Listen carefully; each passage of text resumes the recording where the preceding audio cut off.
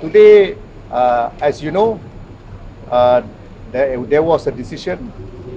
The decision is as to whether there is a prima facie case in relation to all the 4 charges plus the 21. All right, 4 principal charges and 21 AMLA charges. Now, the court has found that the prosecution has proven a prima facie case in respect of all the charges. Yeah, in respect of all 25 charges. If you were to ask me, what do we feel? We feel extremely disappointed. My client feels extremely disappointed because we have put up arguments that we thought would minimum require a serious consideration. That's number 1. Number 2, we feel that a lot of the evidence that has been considered by the judge are hearsay. This is probably one of the rare, or if not the only case, where hearsay evidence is taken wholesale. Everything that was said taken wholesale. Now, without going into very much detail, I have, of course, we are going to prepare for the defense. We'll have to take the judgment and respect the judgment. But I'm just so surprised that this is probably the only case that I've ever had where at this stage I don't even win on a single point, not a shred of cotton that I won. Forget about the clothes, not even a shred of cotton I won in this particular holding. But we are not giving up. We are going to fight this case, and we are more determined because of the decision today. All right, that is my short statement. Any question? Yes, actually, hearsay.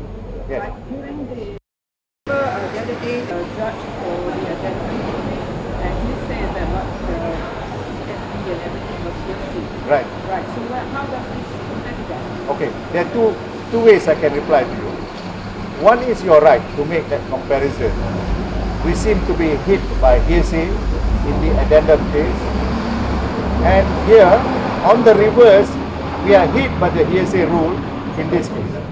Yeah, it doesn't seem to be to a common man, layman, this will look like it is rather contradictory. But number 2, these are 2 different cases. Yeah, in this case we have got the alleged section 41A, which we think is not just unfair, but I think it is unconstitutional. Okay? But that is a point we will argue later on at the end of the whole case. Yes, sworn statement, because he has always wanted to give sworn statement because he opened himself up to scrutiny, because there's nothing for him to fear. But this is like sort of when one statement is a bit trick. No, in the sodomy 2 is different. There the selection is to give statement. Okay. It's a bit difficult to address her and speak still looking at you. Now, so let me come to you in a short while.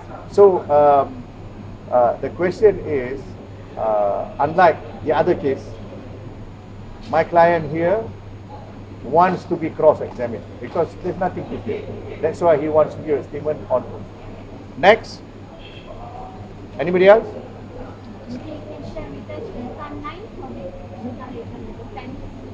It starts on the 2nd of December. It starts on the 2nd of December, right? Okay. Let's see. I know it's a bit soon to ask, but do you know how many witnesses you're going to call? Minimum about 11. Minimum. Yeah, but we think as time goes by, because this is fixed, even the whole of 2025, there may be more witnesses. Yes? Anything else? Anybody want to ask in Malay? How long do you think the defense will take? It's impossible to gauge. It depends on the cross-examination and whatnot. There are some witnesses that will be put on a witness statement like Datuk Sri Najib, we are trying to put it in a witness statement. But there are some other witnesses that will be subpoenaed. That means they are forced to come. Those witnesses will be witnesses that will be a free fall. That means you ask question, he answers impromptu. Alright, that will take a long time. Will you be taking any witnesses that were offered to you in the prosecution? Yes, we have indicated. We have indicated already. Any other question? Those guys in front of me, you are so keen that I address you. Kena tanya lah soalan. That's it. Yes. Yes. Recently, Dr. Kinitv apologized for all this. Can you say that loudly? I don't think they can hear because I can't hear. Okay, understood. So recently, Dr. Kinitv has apologized and coming up to today's decision, and with this decision to enter defense, how did you take it? Because he had apologized. Okay. Many of you, including a lot of politicians on the other side,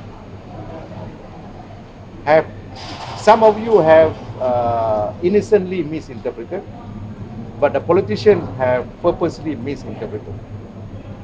Datuk Sri Najib apologized that the 1MDB debacle happened during his watch.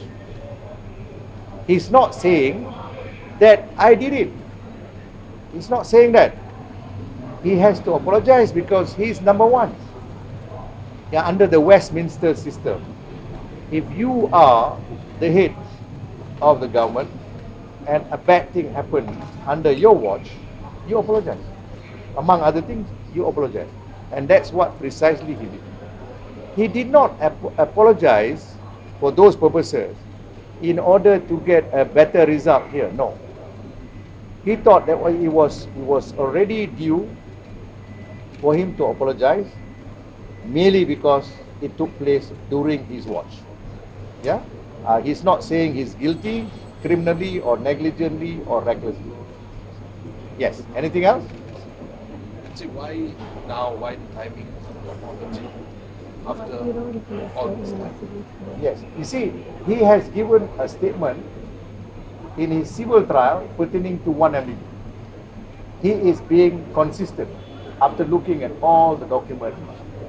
But what is more interesting, witnesses, even from the prosecution, and you will hear this afternoon from another witness who is from the liquidator firm overseas, who will say who were the rascals, who were the culprits who actually have done the scam on 1MDB. You will hear from him, and he mentioned no name about Datuk Sri Najib.